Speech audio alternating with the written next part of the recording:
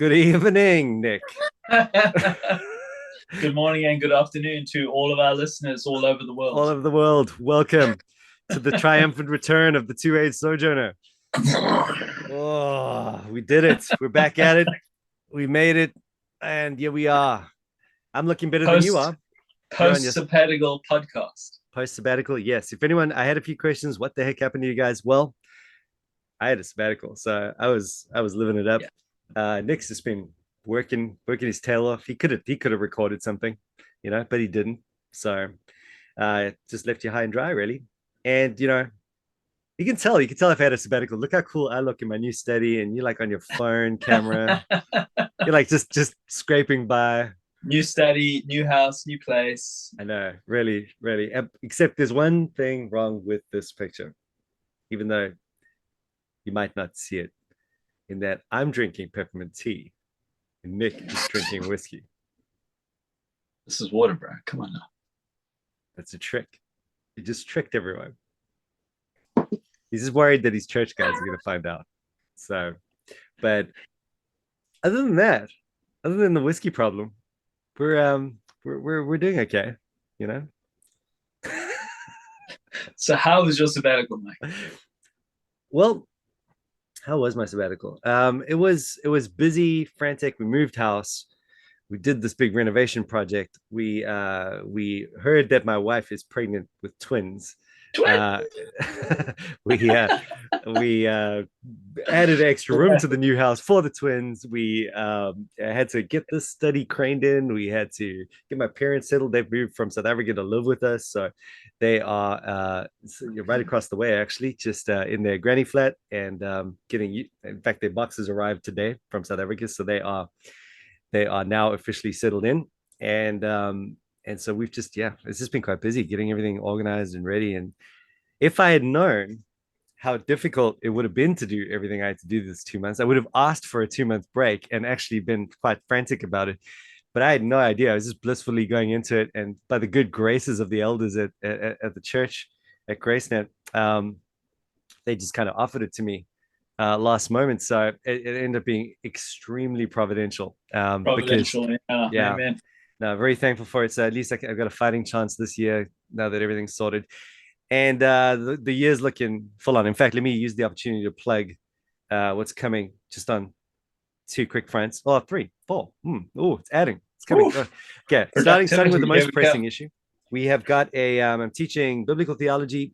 Grace Theological College starts next week, looking at the writings and with a focus on the Psalms. So I'm really excited about that. I think that will, it's you got Ecclesiastes and you got all these like amazing ways to draw out Kleinian theology and show its relevance in the wisdom genre, which normally people miss out on that because they don't get how that is so. Yeah. The conundrum of the wisdom genre is really solved by the Kleinian answer in some ways, and so I'm excited to let people know how that works. Just a And quick then just question on that. Do you still stand by your five books in the Psalms reflecting the five books in the law? it's my little like edgy theory, Yeah, your little theory my there. Do you little still stand theory. by that? I like to mention it just to look cool. Just go. I don't know if you've noticed this, but you've got this, yeah, because you stop short of the great glory of that theory. That when Jesus teaches the disciples to pray, he's kind of there might even be a reference to a kind of summary of the Psalms and a summary of the books of the law at the same time. So I don't know. Yeah. There's that. I heard someone else quoting you on that when they were preaching in my church. What? Nice. Yeah. Kalos Pudra, Kalos That's Liam. how I learned about it, from someone else quoting Mike. There you go. There we go. There we go. Well, it's a yeah. I mean, if I did a PhD in biblical studies, that's what I would have. I had that as an idea, actually. I was like, that would be a very cool thing to really check out and see if it worked. But alas, I didn't do it. So, you know, it's Yeah. it's always on So the that's the on the first theory. thing you're That's lecturing. the thing. Yeah. Yeah. So anyways, if anyone's listening to this, the classes run live and online. So if it works for you, time wise, go check out the Grace Theological College website. And if you just write Grace Theological College New Zealand, you should get it. Doesn't matter if you're living in the States or Europe or whatever, Australia. I'm they will accept later enrollments. So you're welcome to join us for that. And if that interests you, then there it is. You can audit that, or, for whatever reason you might want to, you can do it for credit. There's that. Teaching Hebrew as well. Busy so far just on those two fronts. But if anyone wants to join on those, I feel like it's now, I should let people know this is a good thing. You can join online.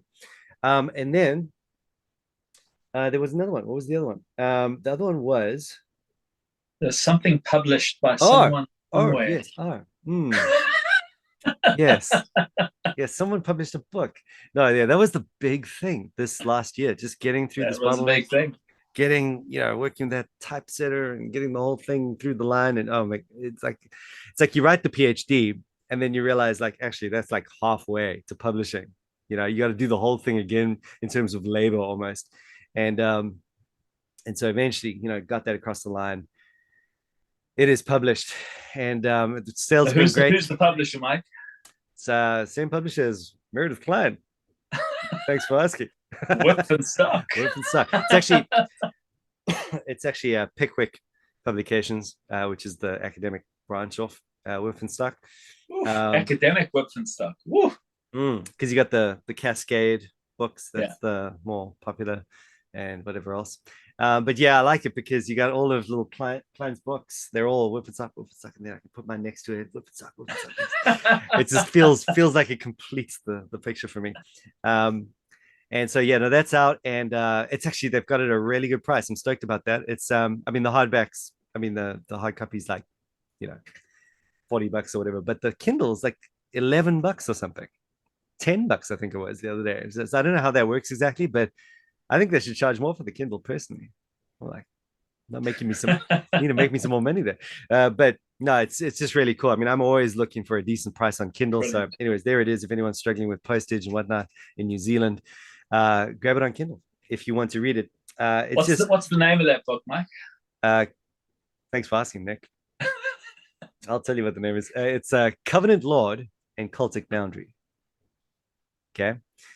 And it's basically about Meredith Klein, subtitle, and the Reformed Two Kingdom Project. So it's just dealing with Klein and the way that he gives the theology ready for thinking about this two kingdom thing in terms of the Reformed approach to it, but then also shows how he forms a kind of helpful way to process the opposing arguments and maybe even find some sort of via media with Klein's thought. And so anyways, I'm hoping, look, John Meether thinks it's cool.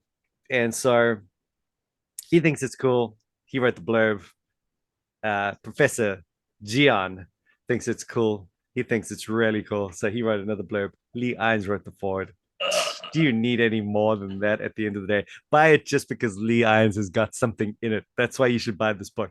But yeah, hopefully it's helpful. I think I would like to read a book like this just because it gives you the quick lay of the land. It looks at pretty much everything that's been written about it. Although even since it's been published, there's been stuff written. It's already kind of out of date. Like my bio says I only have 3 kids. Lame. Well, that's so stupid. I have 5 kids, not 3 kids. Anyway, so yeah, it just gives a quick lay of the land, and then it just penetrates some areas that agree or disagree. It's just hopefully thought provoking, which I think it's probably where its main value lies. Just have we explored this properly? Have you looked at this properly? So that next time there's this lame old Two Kingdom / Neo-Calvinist debate, you can kind of chip in with some cool party trick and go, well, actually, have you thought about this, and this? Very good. Yeah, some really helpful stuff in there, especially the taxonomy of views and so on. Yeah. Exactly. And so buy the book because I'm having twins. I need money now. So but it's doing shameless plug. Yeah, shameless plug. Seriously, it's like my lifeline. You gotta give me money. But it's actually had decent sales, which I'm quite amazed with. I never thought. I thought it'd be super obscure. Wasn't it like #1 Amazon sales in like New Calvinism or something like that? Yeah, it was trending. Well, I think it still is. It might still be trending. I'll check it out. But yeah, so there it is. I actually found out it was posted on Twitter, and I was like, oh, really? Cool. I never thought that would happen. So that's cool.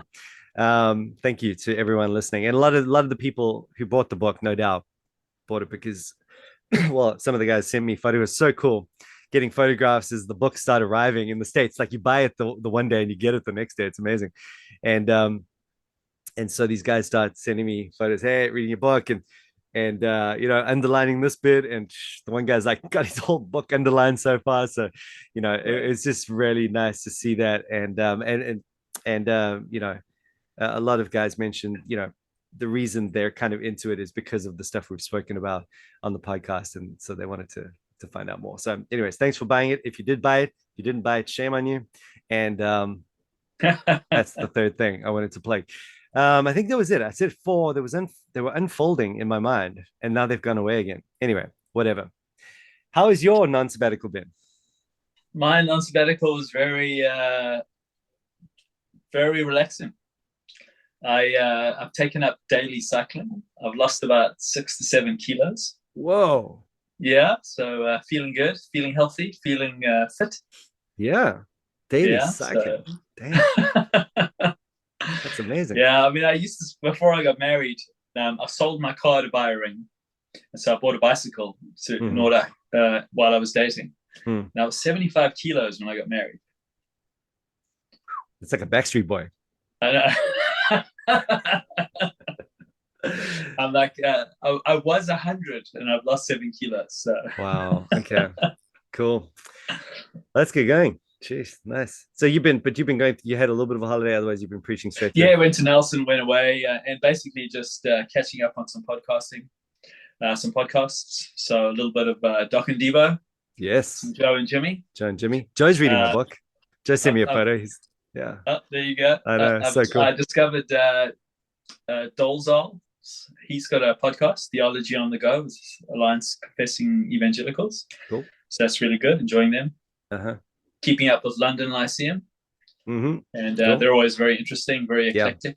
Yeah. Lots of interesting stuff there. Totally. Credo podcast, Mortification of Spin. The Free Will Show, which was a very interesting one. Nice. It's a bunch of philosophers talking about all the modern versions of free will.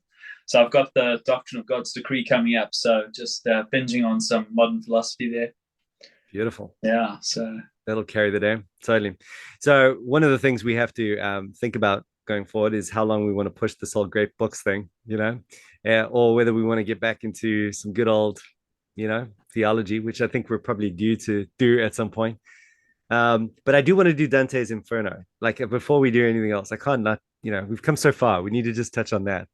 And it's just such a cool, so many cool things. Like, oh man. Anyway, so we'll save some discussion for that one.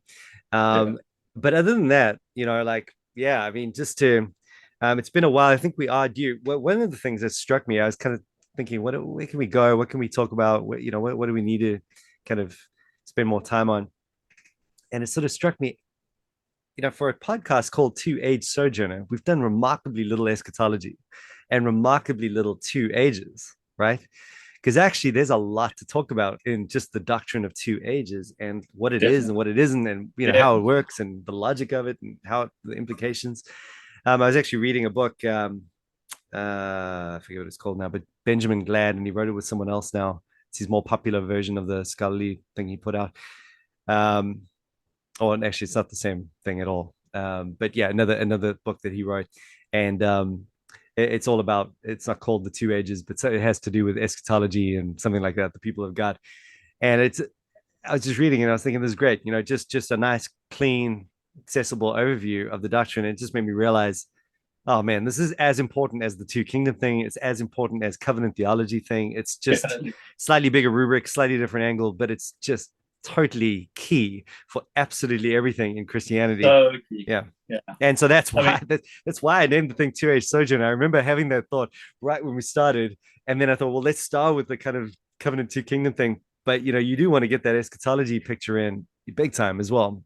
So yeah. I don't know what your experience has been in the last 6 months, but I've basically had a sort of the same conversation with maybe 10 young guys. And the conversation sort of springs up this way. We're living in a time of absolute moral decline. We've got big food, big pharma, big government, big social media platforms. Everything's leaning leftist. Mm. And you've got your Christians who are beginning to get angry and they're beginning to get anxious. And instead of identifying themselves as Christian, as sojourners in this age, they're Mm. identifying themselves as middle right conservatives Mm. and maybe even libertarians. Their primary sort of identifier is a political position in reaction. And they're losing their moorings in terms of what they're supposed to be as the people of God in this age. Mm. And just really, I've just been trying to encourage people to double down on being the church. Yeah. God has appointed means of grace, Yeah. and understanding what the nature of the kingdom is. So, The well, kingdom of God is it. not some Yeah. political thing that grows. It's eschatological intrusion. The kingdom is eschatological, and if you understand what the kingdom is, that's going to ground you in this moment. Because there's nothing new under the sun, and that same blueprint for the church is what we ought to be aiming at. And to know that and to see that and to have that theology, that's what's going to equip you for the absolute madness. Because what I'm seeing now at the moment is this.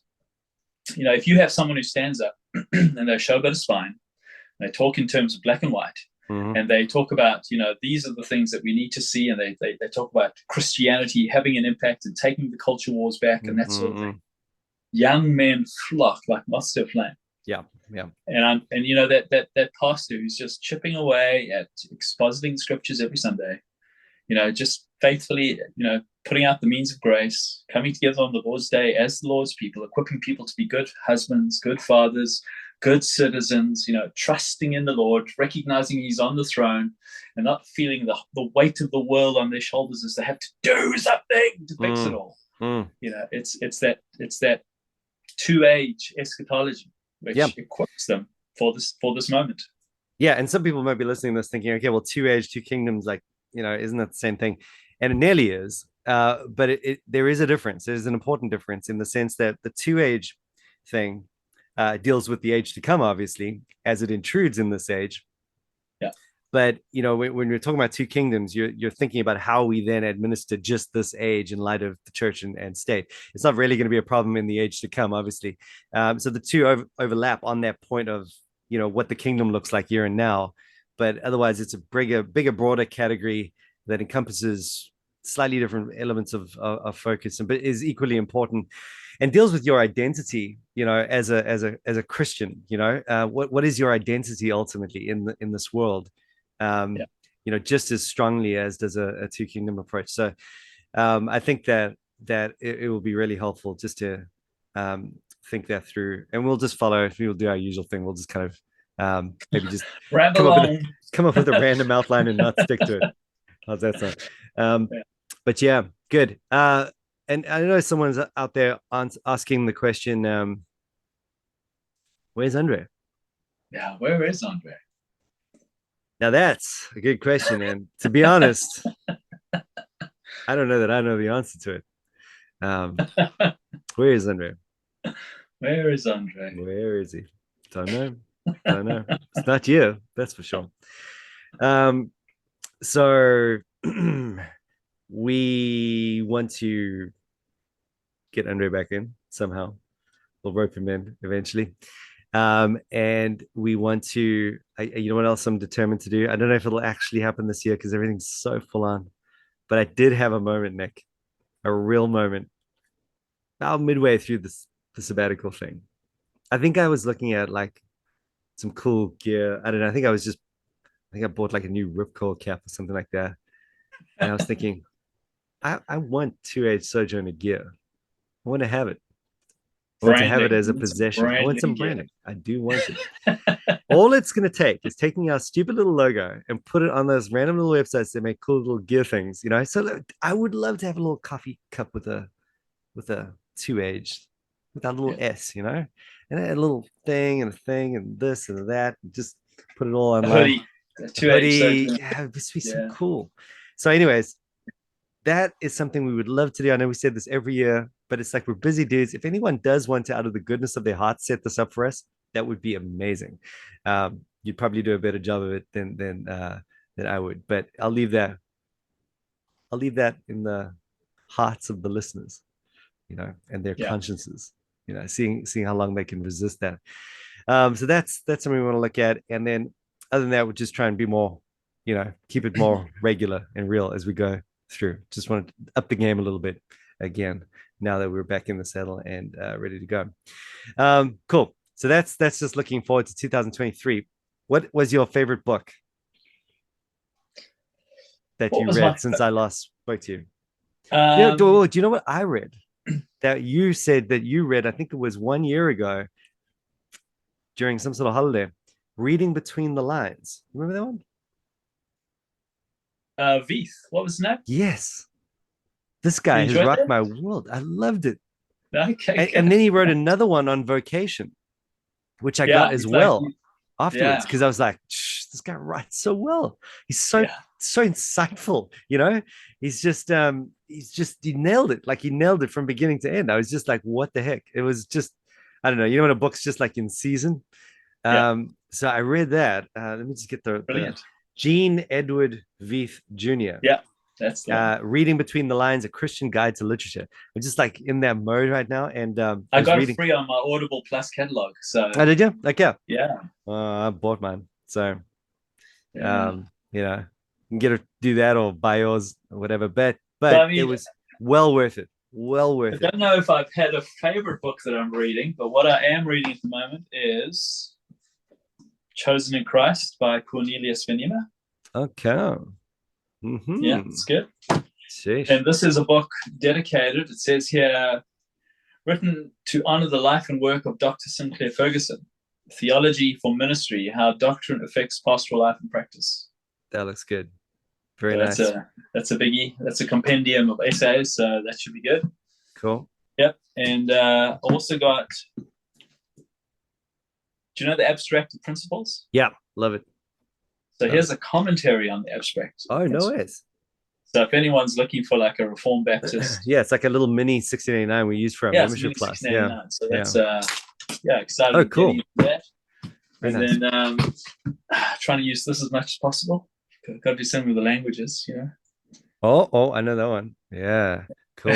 Is it just the straight up NA 28? Was it? Yeah, Or yeah, 28th, cool. not the 27th. I've got my Mhm. 27th there. It's got all my notes in, but I'm now using the 28th. Got to be up to Okay, date. Yeah. beautiful. Excellent. Yeah, so just chipping away at those. Very good. Very good. Yeah, those all yeah, I like that abstract. I didn't know about that commentary, that abstract principles commentary. That's good. I probably need to check that out. We use that all the time, that abstract. It's just because the 1699 is so long and laborious. Sometimes you're like, Yeah, I oh, mean, okay, let's just exactly. It's a great, and it's short. It's not that long. It's I was going to say it's only 350 pages. yeah. But I mean, for a commentary on it, that's not bad. Yeah. Um, a nice, really good little devotional that I'm reading is a book by Mike Abendroth, um, and it's called Gospel Assurance. It's just like it's like a, I like the way he set it up. It's like a 31-day guide to assurance. I always just need help with assurance and, constantly. But it's just like got these little bits from all like Spurgeon and Puritans and blah, blah, blah, and Nice, just puts it nice, nice. together and then comments on them a little bit here and there. Got a great intro. So if anyone does want to, I've always been looking out for something like that. Sometimes you want someone to just have a 31-day process. So it's a great Definitely. little book. You can get it on Kindle. That's something I've been looking at as well. You think it might be a good idea to come back to that Reading Between the Lines book for some of our, it almost feels like everyone needs to know everything in that book. I feel like that.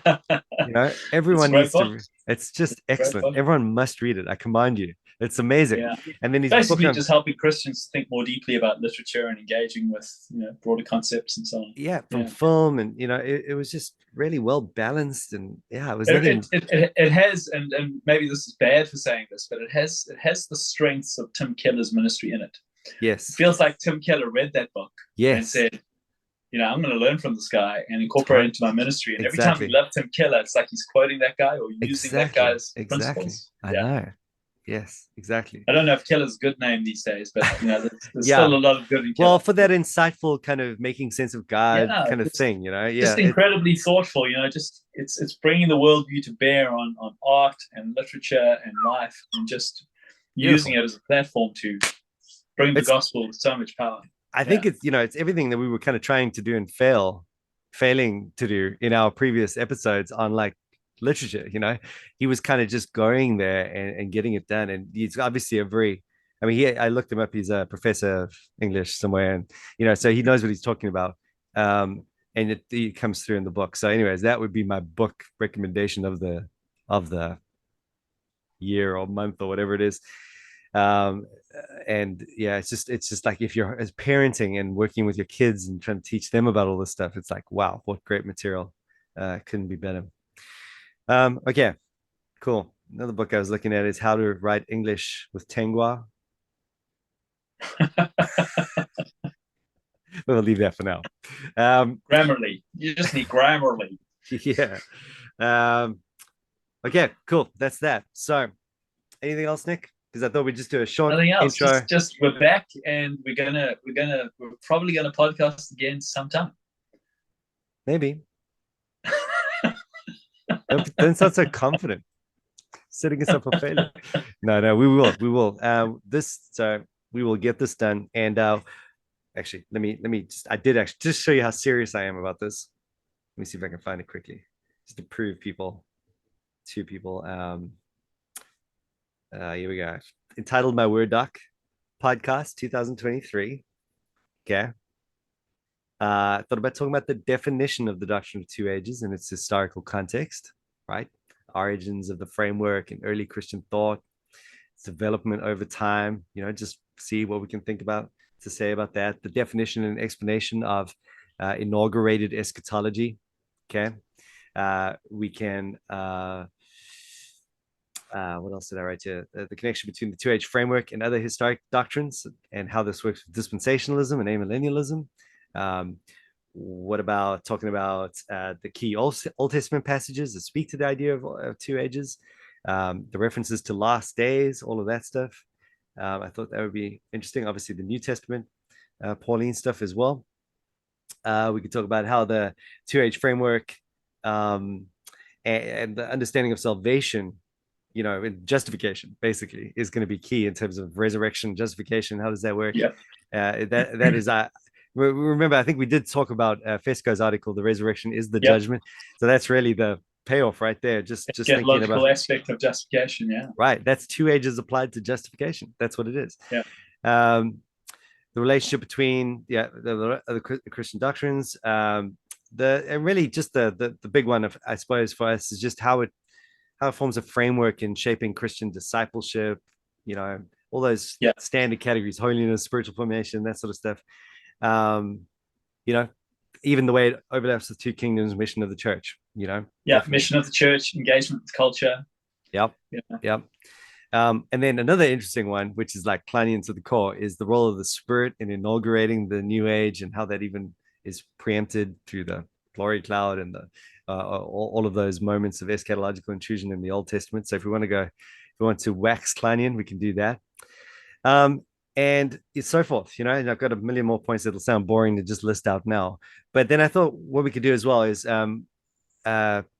Gian wrote a book on biblical eschatology. We've got part 2 of that interview still coming. I spoke to Dr. Gian recently, and he's totally keen to do that for us. So it'd be great to have him on and spark this up on with his book on eschatology, and then maybe just get a few extra guests. We've got a few things lined up already this year, so it might not be the most difficult thing to include some of that. So a lot of action. Stay with us and let us know if there's anything else we're missing, and we can touch on that as well. Cool. Awesome. Good to see you. Dude, I wanted to ask you, have you used Chat GPT to write any of your sermons yet? I haven't, but someone in my congregation said, write the Nick Cleveley sermon. Oh, yeah? And they said it was pretty good. What does that mean exactly?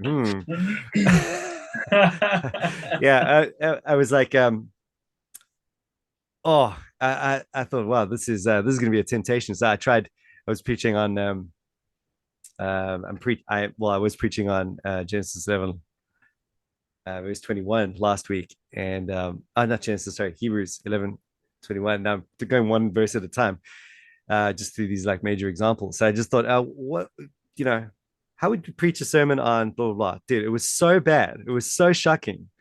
It actually kind of helpful for me because it was just like Yeah. it obviously goes out into the internet and finds everything that's been written, and it's like you've got lots of It's a liberal sampling stuff. set. It's a Sheesh. sampling set, And and it as was sampling from the wrong like set exactly of because I mean yeah, it was because just if you ask the question, what is the gospel? It gets it. You know, it's pretty good. is it? Okay. Yeah, but if all of those sources that it's sourcing it from begin to go liberal, Yes. that sampling set gets diluted or tainted, then suddenly it's going to present something completely different. So it's all it is a reflection on the sampling set, Yes. not truth. Yeah. Yeah. That is bad news. We're gonna have to keep writing our own sermons. Yeah. You know, can't dispose of the preacher just yet. Still need us. Yeah. Still need us. We trust that the Lord is doing something significant in the heart of the preacher as he prepares that word, he births that message for your particular congregation. Then you just got to go. And how would you birth a message for this particular congregation? Man, there's some. Oh, dude, funny. Anyway, uh, thanks for listening. Good night. Good night.